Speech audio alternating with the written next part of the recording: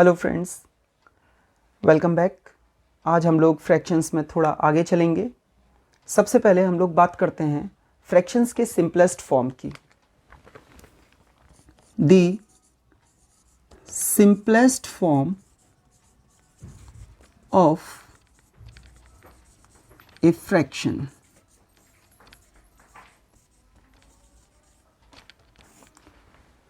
Actually ये simplest form होती क्या है? फ्रैक्शन कोई भी हो, उसका न्यूमरेटर और डिनोमिनेटर हो सकता है उनमें कोई कॉमन फैक्टर हो या ना हो। जैसे कि हम इस फ्रैक्शन को देखते हैं 12/15। ये एक फ्रैक्शन है, इसका न्यूमरेटर डिनोमिनेटर से लेस है, यानी इसका अंश हर से छोटा है। इस वजह से यह उचित भिन्न या प्रॉपर फ्रैक्शन है। अब इस प्रॉपर फ्रैक्शन में 12 और 15 के एक फैक्टर्स अगर हम निकालें तो एक फैक्टर ऐसा है जो दोनों का फैक्टर है, यानी 12 और 15 दोनों का कॉमन फैक्टर है। तो उस फैक्टर से अगर हम इसके न्यूमरेटर और डिनोमिनेटर दोनों को डिवाइड कर देते हैं तो एक नई फ्रैक्शन आएगी जो इसके इक्विवेलेंट फ्रैक्शन होगी। तो हमने 12 को डिवाइड किया 3 से और 15 को भी डिवाइड किया 3 से, और हमारी जो नई फ्रैक्शन आई 3 4 12, 3 5 15। ये हमारी एक नई फ्रैक्शन आई 4/5 which is equivalent to our original fraction 12/15। But in this fraction आप देख सकते हो 4 और 5 में 1 के अलावा कोई भी कॉमन फैक्टर नहीं है। तो ये हमारी फ्रैक्शन जो है वो अपने सिंपलेस्ट फॉर्म में है। हिंदी में इसे भिन्न का सरलतम रूप कहते हैं। Now let us take another example. Suppose our fraction is 32/48। अगर आप बार बार इस तरह से डिवीज़न करके लिखेंगे तो इसमें काफ़ी टाइम लगेगा और ज़्यादा स्पेस ये ऑक्यूपाई करेगी। तो हम लोग क्या करते हैं, 32 और 48 दोनों को सेम नंबर से डिवाइड करते हैं। आप देख सकते हैं 32 is an even number, 48 is also an even number. 32 और 48 दोनों सम संख्याएं हैं, यानी ये दोनों 2 से डिवाइड हो सकती हैं। तो आइए इन दोनों को 2 से डिवाइड करते हैं। 16 2 32 एंड 24 2 48। तो आप देख रहे हैं कि हमारी जो नई फ्रैक्शन आई इक्विवेलेंट फ्रैक्शन वो है 16/24, और दोबारा से ये दोनों इवन नंबर्स हैं। इसका मतलब इनमें फिर से एक कॉमन फैक्टर 2 है। तो हम दोबारा से इसको 2 से डिवाइड करेंगे और एक नई इक्विवेलेंट फ्रैक्शन आएगी। 2 8 16 and 2 12 24। Again 8 and 12 both are even numbers, so we can further divide it by 2. It becomes 4/6, and at last for one more time we have to divide it by 2 because 4 and 6 both are multiples of 2, so it becomes 2 2s 4 and 2 3s 6. तो दोस्तों, किसी भी fraction को उसके simplest form में लाने के लिए हमें उसके न्यूमरेटर और डिनोमिनेटर दोनों को लगातार सेम नंबर से डिवाइड करना होता है। जो भी कोई कॉमन फैक्टर न्यूमरेटर और डिनोमिनेटर का हो उससे हम इसको डिवाइड कर सकते हैं। ये काम जो हमने 4 स्टेप्स में किया उसे हम एक साथ भी कर सकते हैं। जैसे 32/48। अगर आपको टेबल्स अच्छे से लर्न हैं तो आप इन्हें देखते ही समझ जाओगे कि 32 और 48 दोनों 16 के मल्टीपल्स हैं। तो हम इन दोनों को 16 से डिवाइड कर सकते हैं और सीधे सीधे हमारी जो फ्रैक्शन है वो अपने सिंपलेस्ट फॉर्म में आ जाएगी। 16 2 32 and 16 3 48। Here it is. So it is quite simple. Let us take another example.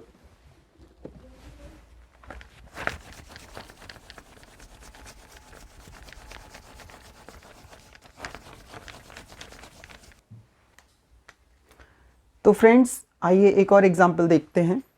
Suppose हमारी फ्रैक्शन है 56/108।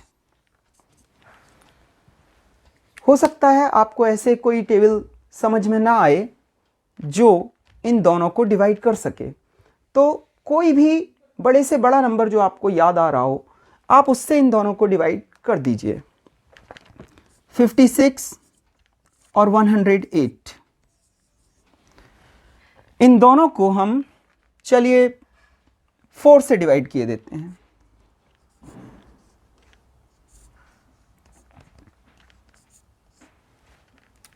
फोर से डिवाइड करने पे हमारी जो नई फ्रैक्शन आएगी वो होगी 14/4 2 8 4 7 27।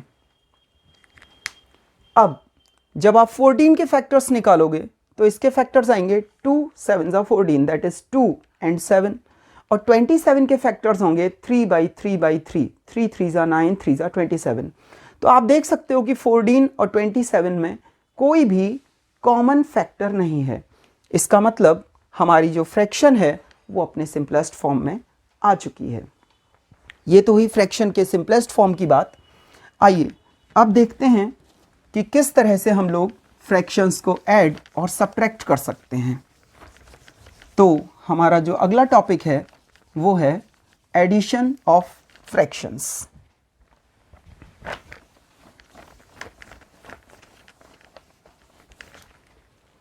आइए इसके बारे में कुछ नई चीज सीखते हैं।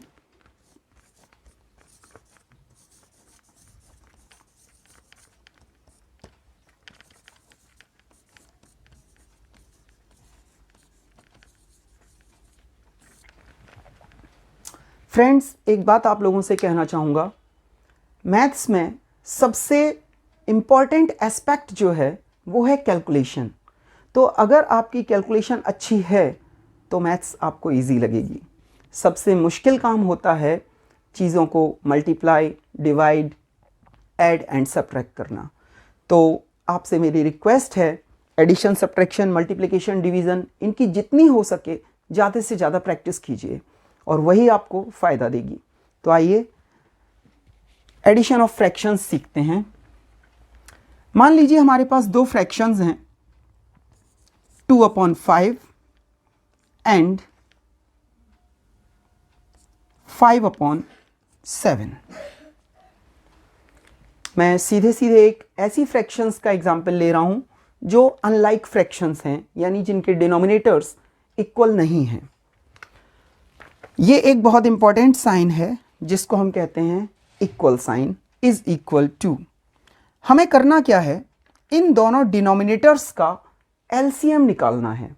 अब क्योंकि ये दोनों ही नंबर्स ऐसे हैं जिनमें कोई कॉमन फैक्टर नहीं है, तो इन्हें मल्टीप्लाई करने से इनका एलसीएम आ जाएगा। तो 5 को 7 से मल्टीप्लाई किया, 5 7 35, ये हमारा एलसीएम आ गया। अब इस प्रोसेस को बहुत ध्यान से समझिएगा। डिनोमिनेटर से इस एलसीएम को डिवाइड करना है और डिवीजन करने के बाद जो नंबर आएगा उसे न्यूमरेटर से मल्टीप्लाई करना है। बस दो चीज़ें आपको याद रखनी है। 5 से जब हम 35 को डिवाइड करेंगे तो हमें 7 मिलेगा और इस 7 को हम मल्टीप्लाई कर देंगे 2 से। फिर जो साइन लिखा हुआ है वही एडिशन का साइन हम लगा देंगे। अब हम दूसरे डिनोमिनेटर से इस एलसीएम 35 को डिवाइड करेंगे, तो 7 5 35, हमारा आंसर 5 आया, जिसको हम मल्टीप्लाई करेंगे इस न्यूमरेटर से जो ऑलरेडी 5 है। तो हमने 5 को 5 से मल्टीप्लाई किया। अब इसकी कैलकुलेशन के लिए हमें ध्यान रखना पड़ेगा कि पहले हम मल्टीप्लिकेशंस करेंगे और बाद में एडिशन। तो दोस्तों 7 2 14 प्लस 5 5 25 अपॉन 35 और 20 30 4 5 9, 39 अपॉन 35। देखा आपने, इन दो फ्रैक्शंस को जब हमने ऐड किया तो हमारा आंसर आया 39/35 और आप इसे देखते ही समझ सकते हो कि ये एक इम्प्रॉपर फ्रैक्शन है। इस इम्प्रॉपर फ्रैक्शन को हमें या तो मिक्स फ्रैक्शन में बदलना पड़ेगा या फिर इसके सिंपलेस्ट फॉर्म में लाना पड़ेगा। तो 39 और 35 में कोई भी कॉमन फैक्टर नहीं है, क्योंकि 39 के फैक्टर्स होंगे 3 एंड 13 और 35 के फैक्टर्स हैं 5 and 7। So no common factor is there. इसलिए 39 को 35 से डिवाइड करते हैं, 1 टाइम डिवीजन होगा और 4 रिमाइंडर आएगा। तो ये जो हमारा क्वोशेंट है वो होल पार्ट हो जाएगा और 4 को अभी हमें 35 से डिवाइड करना है, तो ये हमारा फ्रैक्शनल पार्ट हो गया।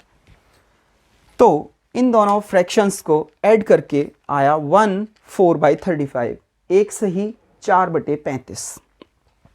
ये तो एलसीएम मेथड हुआ, लेकिन अगर आप चाहें तो इस एलसीएम मेथड को बाईपास कर सकते हैं किसी और तरीके से। वो तरीका क्या है?